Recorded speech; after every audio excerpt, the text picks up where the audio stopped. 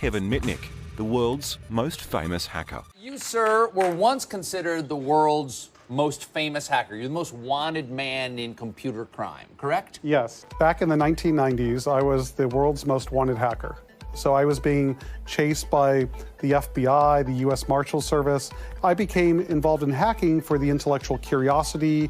I was getting into these cell phone companies to look at the source code of the firmware of the chips that are in these cell phones. You know, I was arrested in 1995.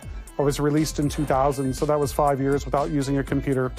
I'm here today, proud and honored to be here, actually, with my friend, Kevin Mitnick. Kevin, you call yourself an ethical hacker. Is that right? Not an ethical hacker, a certified ethical hacker. What is that? Well, I passed this test years ago. It's basically a test to see your skill set at security and networking and this sort of thing.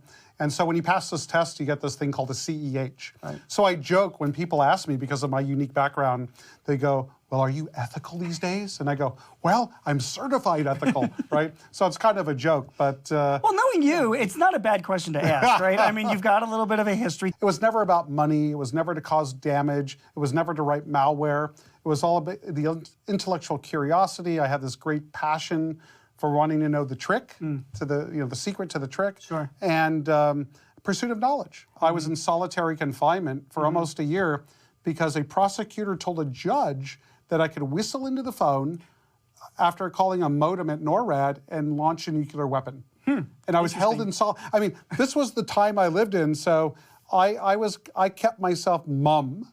And so when I did this congressional testimony, people say, hey, this guy actually know what he's talking about. And that's when I kind of almost, during that time, launched my speaking career.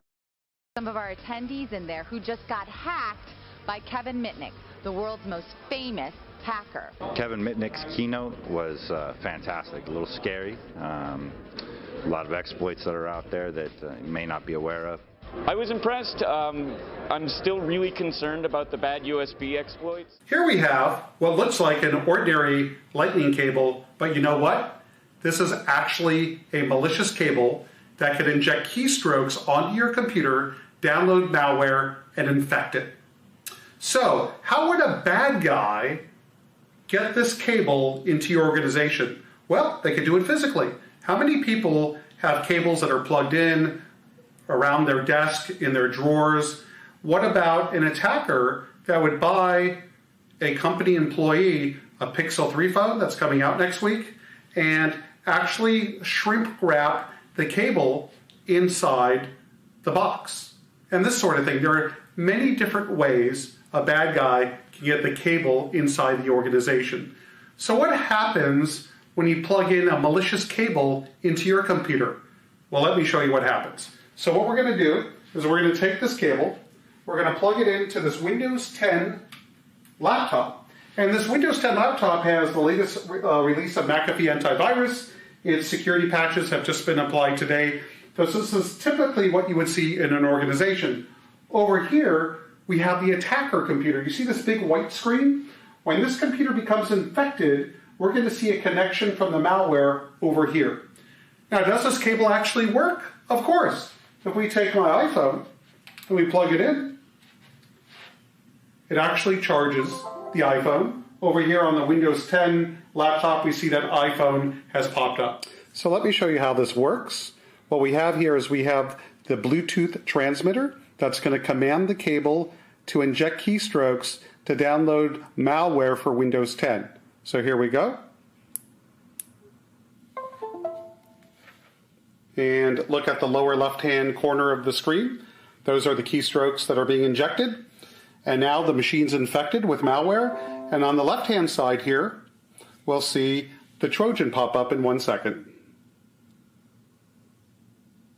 There it is. So now, with this remote access Trojan, the attacker has full control of the victim's laptop.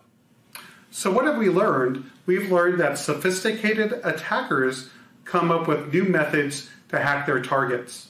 So how do you prevent this attack from being successful against you or your organization? Simple. You need to stop, look, and think before you plug We in. wound up in a situation where we're incredibly vulnerable. And maybe if we had listened hard enough to people like Mitnick, we would have built these systems a little stronger. And it's funny because when you think about information security, you think about technology, right? Immediately it's a connection. But you not only have to think about technology, you have to think about the people that use the technology, because it's usually easier to hack a human than it is to hack technology. And that's why a lot of companies actually hire Kevin Mitnick right now to protect their jewels. My case has brought a lot of awareness to companies, security awareness. Hey, there's threats out there, you need to do something about it. And what I get to do today is companies use me to test their security, teach them how to remediate those problems so a real bad guy cannot exploit them. So I still get to play the game, but it's with authorization and I earn a living from it. So how cool is that?